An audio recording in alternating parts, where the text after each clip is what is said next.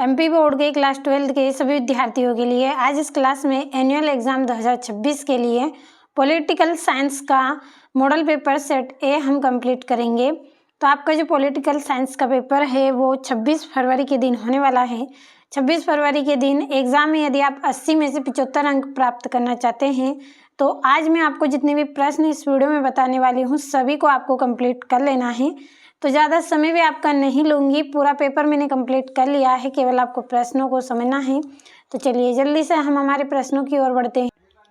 तो ये आपका सबसे पहला प्रश्न है, सही विकल्प चुनिए। पहला है यूरोपीय संघ है, तो यूरोपीय संघ के आपका यहाँ पे आंसर रहेगा 1992। दूसरा है किस देश ने खुले द्वार की नीति अपनाई थी, तो चीन ने खुले द्वार की नीति अपनाई थी। तीसरा है आसियान की स्थापना हुई थी, तो आसियान की स्थापना 1967 में हुई थी। चौथा है दक्षिण एशिया में सबसे बड़ा देश है, तो दक्षिण एशिया में सबसे बड़ा देश कौन सा है, भारत है। अगला है बांग्लादेश एक स्वतंत्र राष्ट्र बना, तो जो बांग्लादेश है वो 1971 में स्वतंत्र राष्ट्र बना। आपका छठा है मानव अधिकार के मुख्य प्रकार हैं, तो मानव अधिकार के 3 मुख्य प्रकार हैं। तो ये हो गए हैं आपके सही विकल्प। यहाँ से इंग्लिश मीडियम वाले बच्चे आप स्क्रीनशॉट के माध्यम से कंप्लीट करें। और ऐप पर यदि आप स्पेशल पीडीएफ प्राप्त करना चाहते हैं तो ऐप पर आपको स्पेशल पीडीएफ मिलेगी जिसमें आपके पूरे क्वेश्चन रहेंगे। यदि आप स्पेशल पीडीएफ प्राप्त करना चाहते हैं तो इस वीडियो के डिस्क्रिप्शन में आपको लिंक दी गई है, चेक करें किस तरह से आपको ऐप का सब्सक्रिप्शन लेना है, पूरी जानकारी आपको मिल जाएगी। तो स्पेशल पीडीएफ प्राप्त करना है तो जल्दी से ऐप से आप जुड़ें। 20 से 30 रुपये में आपको स्पेशल पीडीएफ मिल जाएगी, तो जल्दी करें। चलिए अगले प्रश्न की ओर बढ़ते हैं। यहाँ से आपका दूसरा प्रश्न, रिक्त स्थान की पूर्ति कीजिए। पहला है खुले द्वार की नीति डेडेस द्वारा अपनाई गई थी, तो चीन के द्वारा अपनाई गई थी। दूसरा है सिक्किम राज्य सन डेडेस में बना, तो सिक्किम जो राज्य है वो 1975 में बना।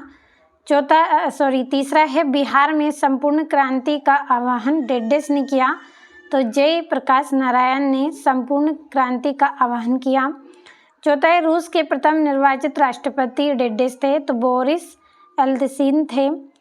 पांचवें पर्यावरण की सुरक्षा से संबंधी पहला अंतर्राष्ट्रीय सम्मेलन डेडेस में हुआ, तो स्टॉकहोम में हुआ था। छठा है विश्व बैंक की स्थापना डेडेस में वर्ष में हुई थी, तो 1944 में विश्व बैंक की स्थापना हुई थी। यहाँ से इंग्लिश मीडियम वाले बच्चे आप कंप्लीट करें। अगला आपका प्रश्न है सत्य असत्य लिखिए। तो पहला है शीत युद्ध राष्ट्रों के बीच तनाव की स्थिति है, तो ये सत्य रहेगा। दूसरा है पंचशील समझौता भारत और चीन के मध्य हुआ था, तो ये भी आपका सत्य रहेगा। तीसरा है ग्लोबल वार्मिंग प्रलय का कारण होगा, तो ये भी आपका सत्य रहेगा। और वैश्वीकरण से रोजगार के अवसर कम हो जाते हैं, तो ये आपका असत्य है क्योंकि इससे तो अवसर बढ़ जाते हैं। अगला है साझा संपत्ति का प्रबंधन अमेरिका द्वारा किया जाता है, तो असत्य रहेगा।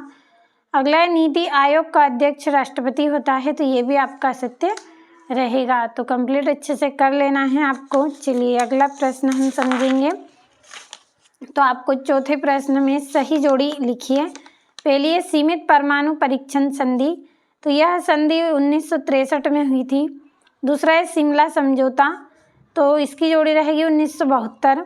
तीसरा है विश्व एड्स दिवस, तो यह जो दिवस है वो 1 दिसंबर को मनाया जाता है। चौथा है यूरोपीय संघ को नोबेल शांति पुरस्कार कब मिला था, 2012 में। और क्योटो प्रोटोकॉल, तो इसकी जोड़ी आपकी रहेगी 1997 ईस्वी। और परमाणु प्रसार संधि तो 1968 में हुई थी। और यूरोपीय यूनियन का मुख्यालय, तो बेल्जियम इसकी जोड़ी रहेगी। कंप्लीट अच्छे से करिएगा, आप भरोसा रखें, इसी में से आपके पूरे क्वेश्चन आएंगे। और यहाँ से पांचवा प्रश्न है, एक वाक्य में उत्तर दीजिए।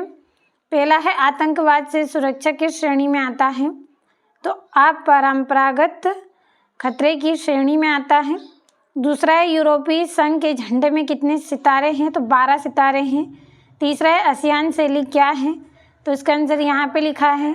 आसियान सदस्य देशों के बीच सहयोग को बढ़ावा देने के लिए अनौपचारिक आम सहमति आधारित निर्णय लेने की शैली है। क्या है आसियान की शैली, कि आसियान सदस्य देशों के बीच क्या करता है, सहयोग को बढ़ावा देने के लिए अनौपचारिक आम सहमति आधारित निर्णय लेने की सलाह देता है।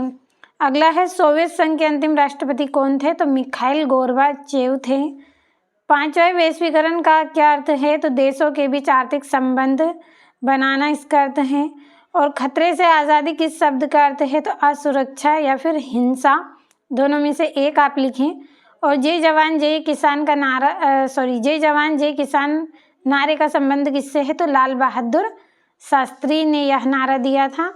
यहाँ से इंग्लिश मीडियम वाले बच्चे आप भी कंप्लीट करें। चलिए अगले प्रश्न की ओर बढ़ते हैं। तो यहाँ से आपका छठा प्रश्न है, शॉक थेरेपी का अर्थ लिखिए। और ऑपरेशन विजय क्या था? सुरक्षा क्या है? तो अच्छे से पूरे प्रश्नों को आप कंप्लीट करें। भरोसा रखें, एक भी क्वेश्चन आपका रॉन्ग नहीं रहेगा, पूरा का पूरा आएगा, बस कंप्लीट अच्छे से करें। और अंतर्राष्ट्रीय मुद्रा कोष के कार्यों को समझाइए। 10वें में पृथ्वी सम्मेलन क्या है? और 11वें में भारतीय संघवाद व भारतीय कम्युनिस्ट पार्टी की विचारधारा में क्या अंतर था? तो मैं आपकी यहाँ पे पूरी मदद कर रही हूँ, आप भी अच्छे से मेहनत करें और अच्छे अंक आप एग्जाम में प्राप्त करें। अगला है आपका पंचशील के सिद्धांत लिखिए। 13वें में गैर कांग्रेसवाद से आप क्या समझते हैं? 14वें में वैश्वीकरण से क्या तात्पर्य है? और 15वें में गठबंधन की राजनीति किसे कहते हैं? 16वें में आसियान संगठन के संबंध में आप क्या जानते हैं? 17वें में ताशकंद समझौता एवं शिमला समझौते को स्पष्ट कीजिए। तो अच्छे से कंप्लीट आप करें। यहाँ से आपका अगला प्रश्न है, बॉम्बे प्लान क्या था? लिखिए। 19वें में भौगोलिक निकटता का क्षेत्रीय संगठनों के गठन पर क्या असर होता है? और अगले में आपको 20वें में सोवियत प्रणाली के कोई 3 दोष लिखना है। और यहाँ से आपको अंतर्राष्ट्रीय संगठन के कार्य बताना है। और राष्ट्रीय निर्माण की कोई 3 चुनौतियाँ लिखिए। और क्या 1975 में आपातकाल की घोषणा जरूरी थी? तो ये पूरे प्रश्न आपके हो गए हैं। अच्छे से स्क्रीनशॉट के माध्यम से सभी प्रश्नों को कंप्लीट करें, अच्छे से आप मेहनत करें और वार्षिक परीक्षा में आप अच्छे से अच्छे अंक प्राप्त करें।